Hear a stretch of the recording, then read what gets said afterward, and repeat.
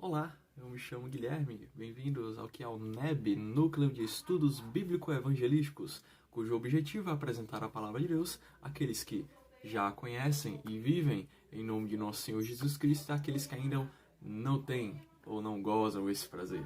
Tá bom? E sejam bem-vindos, hoje nós vamos nos deleitar sobre o Salmo 14, tá bom? Esse salmo maravilhoso que nos traz verdades tão importantes. Tá bom? Peço que vocês abram suas Bíblias aí no Antigo Testamento, no Salmo de número 14.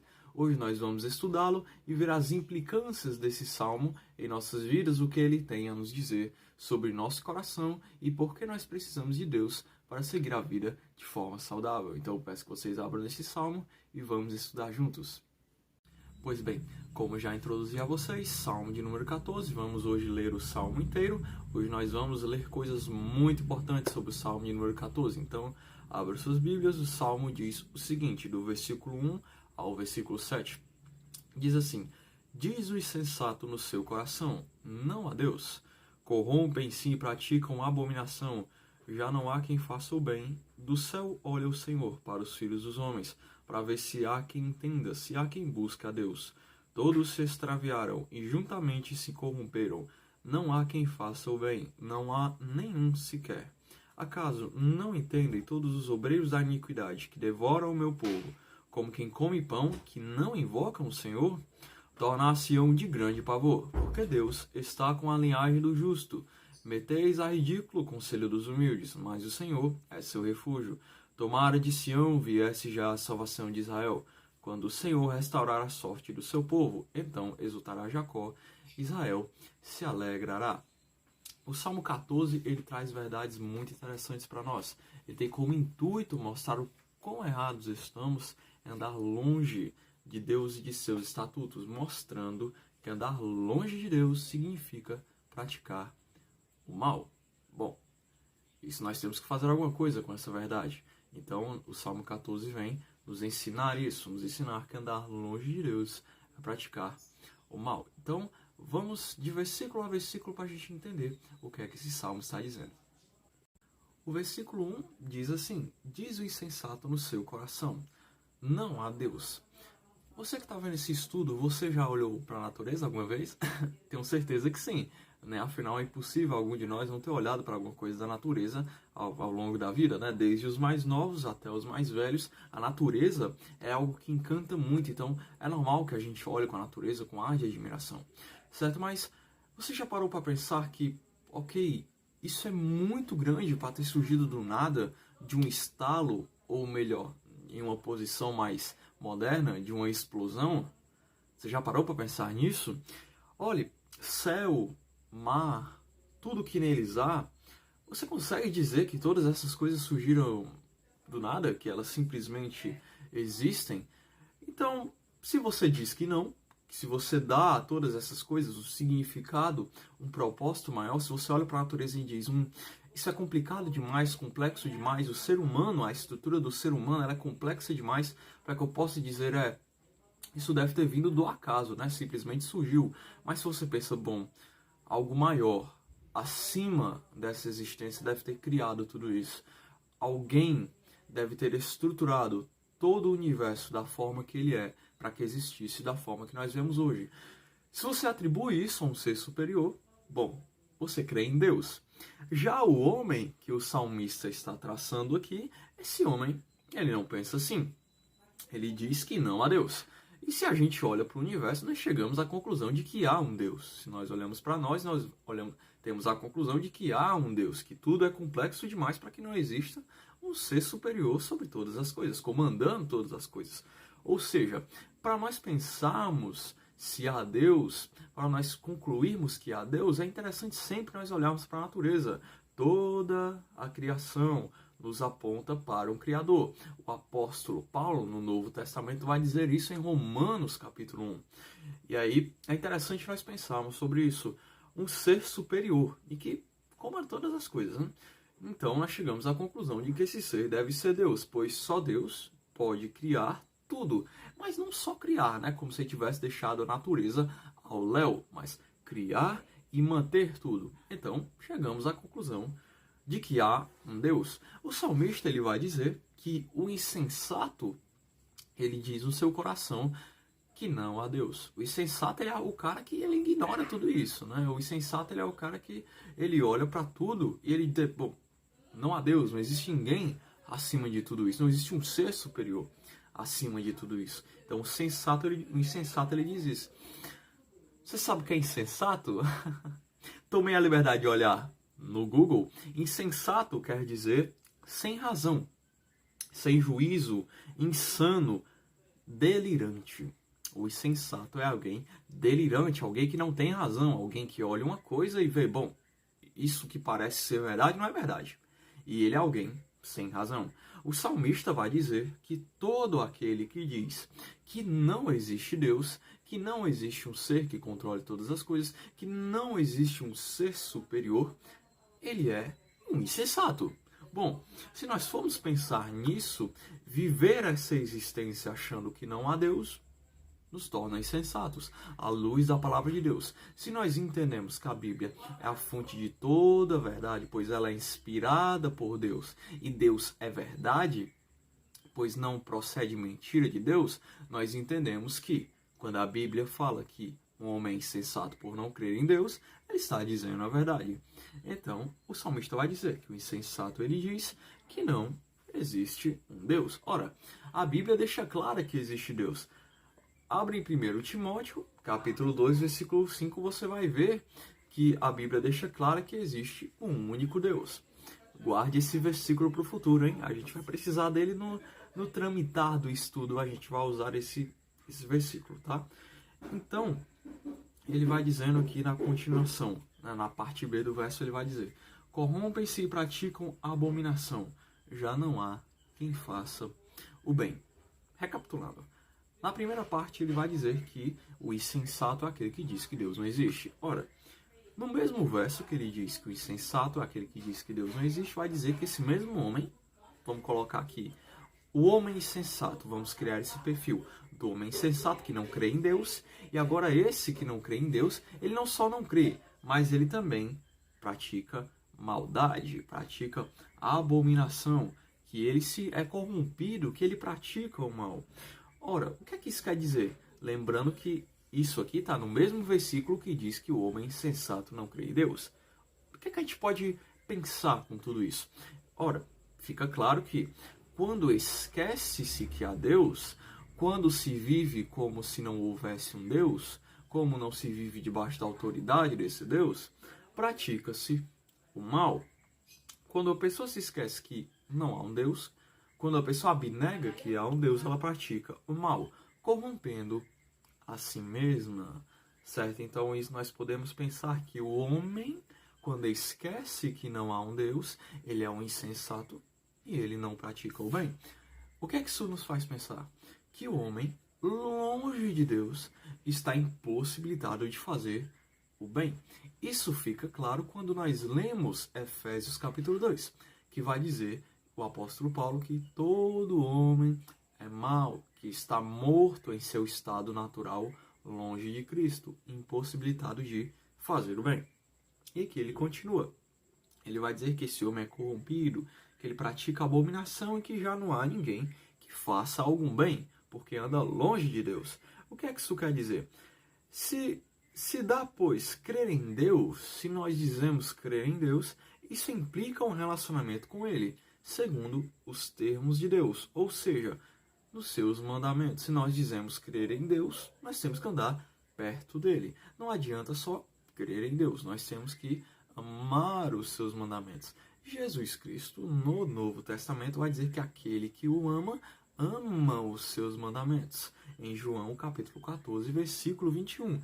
Então, nós não podemos dizer que cremos em Deus se não praticamos o bem. Pois se ele está dizendo que crê em não querer em Deus pratica o mal, crer em Deus quer dizer praticar o bem. Viver como quem crê em Deus quer dizer praticar o bem.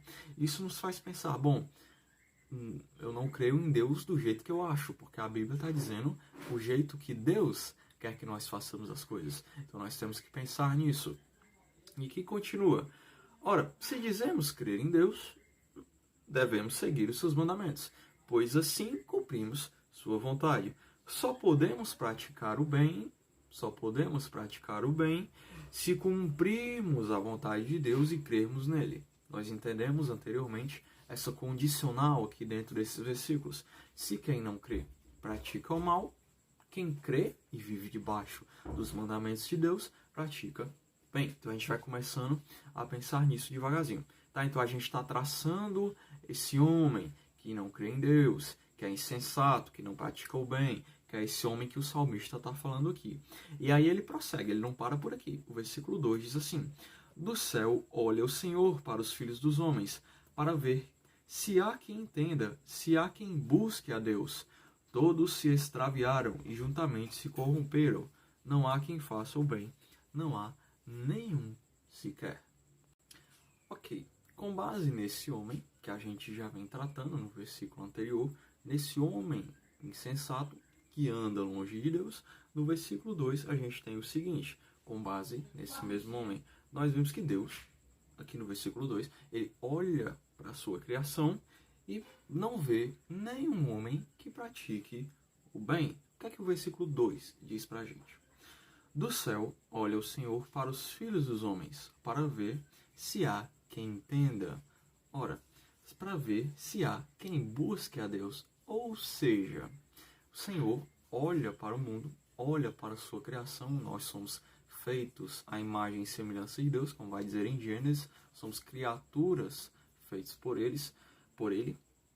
Então, o Senhor olha para a sua criação e não vê nenhum homem que faça o bem. Olha para a sua criação, o Senhor, e não vê esse homem. Nós vemos que então o Senhor, defronte de sua criação, não vê bondade alguma da parte do homem. Conclui-se então que todo homem está impossibilitado de fazer o bem. Por quê? Perceba o final do versículo. Se há quem busque a Deus, para ver se há quem entenda, se há quem busque a Deus. Qual o problema aqui? O problema é que ninguém busca a Deus. Ninguém procura ter relacionamento com Deus. Deus, esse ser que nós já traçamos do versículo 1, não é só algo. Deus é alguém. Alguém tem que ser uma pessoa, alguém relacional. Nós já conversamos com os nossos amigos constantemente. Nós nos relacionamos, nós conversamos, nós trocamos conversas e algo do tipo. Nós nos relacionamos. Deus não é algo, é alguém, um ser relacional. O problema, com base nesse versículo 2, é que o homem não busca a Deus, ter relacionamento com Deus. E aí ele fica impossibilitado de fazer o bem aos olhos de Deus, porque ele não o busca. Pense comigo agora. Se Deus é toda bondade e toda verdade, andar longe dele significa fazer o oposto disso. Junte os pontos agora com o que a gente tem pensado. Se andar perto de Deus quer dizer praticar bondade e verdade, andar longe dele, o que significa? Praticar o oposto disso. Então, o problema do mal é que ele anda longe de Deus. Então, praticar o mal quer dizer isso, se afastar de Deus. Afinal, o pecado significa a transgressão da lei de Deus, transgressão da vontade de Deus. Então, toda vez que nós andamos longe de Deus, fazemos algo que o desagrada, nós pecamos contra ele. O pecado nos afasta de Deus. E ele diz que o problema é que não há quem busque a Deus. Esses homens são maus porque não buscam a Deus. Que o Senhor olha para a sua criação e não vê ninguém que o busque. Ou seja, o homem é mau e não busca o seu Criador. O pecado impede que o homem caído faça algo bem, pois o seu coração é corrompido. Você sabe aquela velha frase? Ouça o seu coração. Que a gente ouve nos filmes, que as pessoas dizem pra gente. Essa frase é errada. Um dos profetas, ainda no Antigo Testamento, que é Jeremias, vai dizer que mais enganoso do que todas as coisas é o coração do homem. Então a gente vê que o nosso coração é malvado, é maldoso. Então o que nós temos que fazer para remediar essa situação é andar próximo de Deus, buscar conhecer a Deus com oração. A oração é o momento onde nós confessamos a Deus aquilo que nós tememos, é o momento que nós oramos a Ele agradecendo o que Ele nos dá diariamente, é o momento com que nós nos relacionamos com Ele, oramos pelos nossos outros amigos, pelos nossos irmãos, pela nossa família, pelo pessoal da nossa igreja, você que congrega. Então, a oração é o momento onde nós nos relacionamos com Deus. A leitura da Bíblia também. A Bíblia é a palavra de Deus e ela é útil para várias coisas, como Paulo vai dizer em 2 Timóteo 3,16. Então, é através da leitura da Bíblia que nós temos relacionamento com Deus e buscamos a Deus. Então, é através disso, de algumas outras coisas que nós vamos ver depois, como, por exemplo, a comunhão com os nossos irmãos. Com a comunhão com os nossos irmãos, nós buscamos juntos louvar a Deus por meio da sua palavra, por meio de oração. Nós não só podemos fazer isso sozinhos, mas também com os nossos irmãos, com os nossos amigos, com nossa família e etc. Então, nós vimos aqui que o problema desse homem insensato, que diz que não tem Deus no mundo, que diz que pode praticar o bem, mas que na verdade não pode praticar o bem, que anda longe de Deus, é esse. Que ele está totalmente impossibilitado porque o seu coração é mau. Porque ele anda longe de Deus, porque ele não busca a Deus. Deus olha para o mundo e não vê ninguém que o busque. Por isso o homem é mau. E no versículo 3 isso fica mais claro. Todos se extraviaram e juntamente se corromperam. Não há quem faça o bem. Não há nenhum sequer. Bom, caso ainda não tivesse ficado claro nesse tempo todo dos 2 versículos anteriores, agora o escritor do Salmo ele deixa ainda mais claro. Ele diz, todos se extraviaram e juntamente se corromperam. Bom, você poderia estar pensando até agora, poxa vida, será que tinha alguém bom? Será que eu fazia o bem e a outra pessoa talvez não fizesse? Ou eu não faço, mas o outro faz? Agora fica claro que o problema é geral, são todos. O problema é que ninguém faz o bem. Todos se extraviaram, porque o pecado ele acomete a todos. Portanto, o homem, em seu estado natural pecaminoso, caído, a palavra caído quer dizer o estado de todo homem que não foi resgatado, reconciliado com Deus, e a gente vai ver no final do estudo como é que isso acontece, como é que isso ocorre, como é que nós nos reconciliamos com Deus. Todo homem nesse estado está impossibilitado de fazer o bem, anda longe de Deus, todos se corromperam. Corrupção é algo que nós vemos muito hoje no Brasil, mas é isso mesmo, é uma maldade que nos acomete, que nos impossibilita de fazer qualquer coisa boa, qualquer uma, qualquer obra boa, porque o nosso coração maldoso vai querer se vangloriar.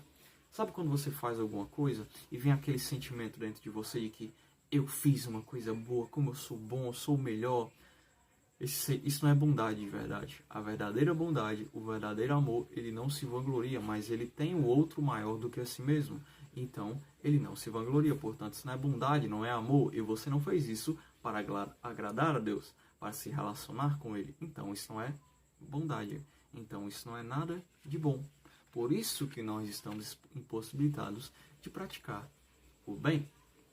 Bom, ele vai dizer aqui que todos se extraviaram e juntamente se corromperam. Então, o problema, a gente vê aqui que é todo mundo. Todo mundo tem esse problema, segundo a palavra de Deus. E o texto deixa isso de forma bastante clara. Diz que todos se extraviaram. Esse entendimento vai ser necessário logo mais para frente. Como eu disse, a gente começa a perceber que isso precisa mudar. Se a Bíblia mostra que o homem é tão mau, poxa vida, alguma coisa precisa acontecer. A gente não vai ficar praticando maldade a todo tempo, corrompido a todo tempo. Poxa vida, será que não nos dói pensar, poxa, olha a maldade do homem. Será que nada pode acontecer para mudar isso? A gente precisa de alguém que faça isso, de alguém que cuide disso pra gente. Porque se nós somos maus, nós não podemos fazer nada por nós mesmos. Já que a Bíblia diz que o homem não procura a Deus, que o homem não vai atrás de Deus. Então a gente precisa de alguém que procure para nos ajudar. Esse entendimento vai ser necessário quando nós percebemos de que nós precisamos de alguém que nos conecte de volta com Deus, que seja o nosso mediador, nosso advogado entre Deus e nós. Esse entendimento vai ser importante. O versículo 4 diz assim: acaso não entendem todos os obreiros da iniquidade que devoram o meu povo como quem come pão, que não invocam o Senhor? Ora, devoram o meu povo. O que é que isso quer dizer? Aqueles que andam longe de Deus e seus estatutos, seus mandamentos, não somente são maus, eles não são só maldosos, não são só impraticáveis do bem, não são só impossibilitados de praticar o bem, mas praticam o mal para com o outro, eles agem de forma ruim para com o outro, devoram o meu povo, quer dizer isso, praticam maldade para com as pessoas. Nós vemos no mundo isso a todo momento, pessoas que praticam mal umas com as outras, pessoas que não tratam os outros bem, pessoas que praticam assassinatos, que praticam violência, nós vemos isso a todo momento. E tudo isso é fruto de não conhecer a verdade de Deus, de não viver esse evangelho, de não viver os estatutos de Deus, de não andar próximo a Deus, pois o texto diz que Deus olha para o mundo e não vê ninguém que se relacione com ele, portanto todo mundo é mau por causa disso, certo? Então nós vemos isso de forma bastante clara, como quem come pão. Ele coloca isso de forma muito interessante, que esses devoram o povo, praticam a maldade com as pessoas, como quem come pão. Ou seja, se até agora não tinha ficado claro a facilidade do homem de praticar o mal, espero que agora tenha ficado, já que ele diz que a maldade das pessoas, eles os fazem como quem come pão. Que é algo mais simples do que comer? Então, que é algo mais simples do que beber água? Que é algo mais simples do que comer pão? Nós sentimos fome, ou seja, nós comemos a todo momento. O homem mau, ele pratica o mal a cada momento. Aqueles que andam longe de Deus têm facilidade de fazer isso. Praticam o mal a todo momento. O homem pratica o mal a todo momento. Fica mais claro a cada passo desse texto que o homem precisa de um mediador. Precisa de alguém que o salve. Alguém que o resgate de toda essa maldade. De toda essa maldade. E o versículo 5 diz o seguinte, é interessante esse versículo, tomar-se-ão de grande pavor, porque Deus está com a linhagem do justo. Ora, interessante isso. O versículo mostra que o favor de Deus não se encontra com aqueles que praticam o mal, mas que Deus os dará o devido castigo. Deus castigará um homem mau, porque ele não se agrada dessa maldade. Ele não se agrada da maldade do homem. Ele não se agrada do mal. Ele não pode ficar só olhando. Deus não fica só olhando.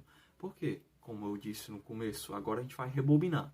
Como eu disse no começo, se Deus é tudo bom, se Deus é tudo verdade, ele não pode ir contra a si mesmo, senão ele seria mentiroso. Entendeu? Se Deus é tudo bondade e é tudo verdade, ele não pode olhar para o mal e não fazer nada, porque senão isso iria contra a sua natureza. O Senhor, sendo todo verdade, ele vai contra o mal, vai contra a mentira, contra a maldade do mundo.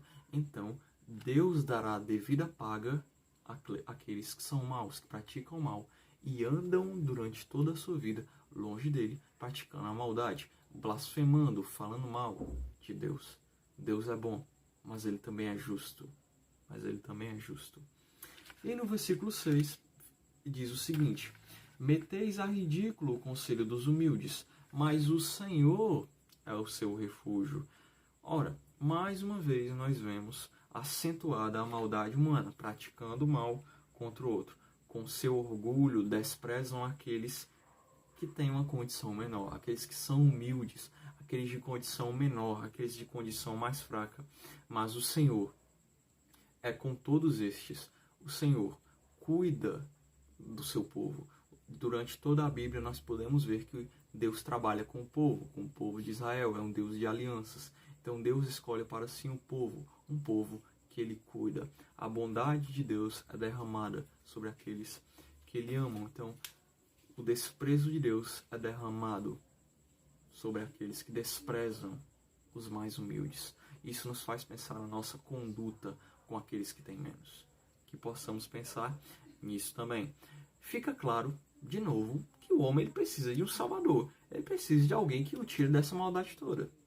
Ora, o Senhor é o refúgio dos oprimidos. Né? O Senhor é o refúgio daqueles que estão sendo perseguidos, daqueles que louvam a Deus, mas estão sendo oprimidos, daqueles que estão cansados e oprimidos, como Jesus Cristo vai dizer em Mateus, capítulo 11, versículo 28. Pois o seu jugo é suave e o seu fardo é leve. Por isso que podemos descansar em Deus, nós que o louvamos e confiamos em seu amor.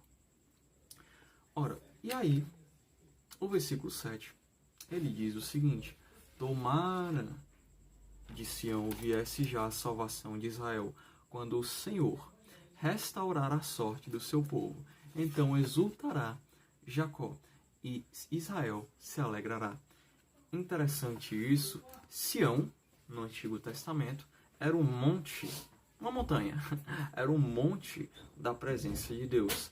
Davi, portanto, se refere à salvação que vem da parte de Deus. Ora, se ele diz aqui, quem dera de Sião viesse a salvação, ora, ele está se referindo a Deus, pois o que acontecia em Sião era a presença de Deus. Portanto, a salvação só pode vir de Deus. No Novo Testamento é isso que acontece. Davi nos faz lembrar que o Senhor é um Deus de promessa, pois ele cita Jacó e Israel, aqueles a quem o Senhor promete no Antigo Testamento, aqueles a quem o Senhor levanta promessas no Antigo Testamento. Nós vemos esse Deus que salva, esse Deus de promessas. E o Antigo Testamento inteiro, ele aponta para o mediador, para aquele que salva, para aquele que resgata a maldade humana. Lembra que eu falei no texto inteiro aqui do nosso estudo que o homem ele precisa de alguém que tire ele desse problema todo, dessa maldade toda. A gente viu no texto que o homem ele é insensato porque ele não crê em Deus, que ele anda longe de Deus, que todos os homens são maus, não são alguns, mas todos são maus, com base no versículo 3, que eles praticam o mal com aqueles que têm condições menores, porque eles são devoradores e fazem isso com toda facilidade, como quem come pão. E nós vimos que o Senhor derruba seus desprazeres sobre aqueles que continuam persistindo nessa maldade. Mas o Senhor não fica parado nisso tudo. Deus, em sua bondade, em sua misericórdia, em sua justiça, levanta um Salvador para que nós possamos ser salvos. Levanta seu Filho unigênito, para que todo que crê não pereça, mas tenha a vida eterna. Todo aquele que crê no nome do Filho de Deus, Cristo Jesus, o Deus encarnado, que se fez homem como nós, mas sem pecado, todo aquele que crê neste Senhor será salvo e não será mais escravo do pecado, mas será escravo de Cristo. Servirá a Cristo Jesus com todo amor. Poxa, você pode pensar comigo, mas Guilherme, o problema era que o homem, ele não servia a Deus. Por que servir a Cristo vai dar certo? Bom, Cristo Jesus é Deus. Cristo Jesus vai dizer que antes de Abraão, eu sou. Para quem não sabe, eu sou é a forma com que Deus dizia de si mesmo ser no Antigo Testamento.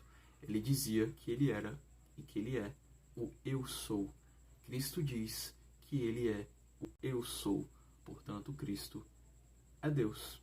Cristo Jesus é o Deus encarnado que se fez homem para que o nosso pecado pudesse ser levado sobre ele, para que possamos ser sarados de nosso mal. É só crendo em Cristo, em sua obra, nós somos salvos pelas obras de Cristo, e não pelas nossas obras, pois o homem é todo mau, impossibilitado de praticar boas obras, como nós vemos nesse texto. Então é só crendo no sacrifício de Cristo, em sua redenção, naquele que não usurpou ser igual a Deus, nós não estaremos livres de pecar, pois a Bíblia diz que nós continuaremos pecando, que o velho homem malvado, ele vai morrendo a cada dia, mas ele só morrerá por completo quando nós estivermos com Jesus no céu. Já vou falar no céu? Pois é, ele existe. Quando nós estivermos com Jesus na eternidade, quando nós estivermos com ele para todo o sempre, ou quando ele voltar, ou quando nós morrermos. Então, quando nós estivermos com Cristo, que nós estaremos livres do pecado, mas ele nos manterá aqui em santificação, em progressão, melhorando a cada dia, para que possamos louvá-lo melhor. Então, meus queridos, com base nisso, gostaria de trazer algumas aplicações. Cristo Jesus é o mediador entre Deus e os homens, que é o que eu disse a vocês anteriormente, que nós precisávamos de um mediador. E aí, o mesmo texto de Timóteo, que diz que só há um Deus, vai dizer que só há um mediador entre Deus e os homens, Cristo Jesus.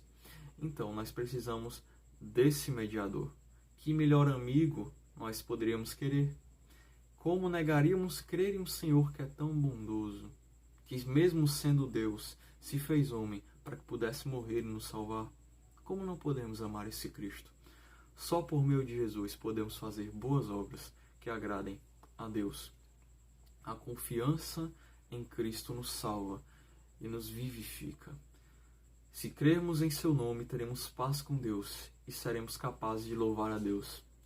Irmão cristão, isso é tudo que nós podemos ter em nossa vida. Amigo que ainda não é cristão, isso é tudo que você tem que querer ter em sua vida. Cristo é tudo em todos aqueles que creem em seu nome. Se você gostou desse vídeo, deixa o like, compartilhe para os seus amigos, compartilhe o Evangelho para que mais pessoas possam ouvir a palavra de Deus. Nos vemos nos próximos estudos e até mais.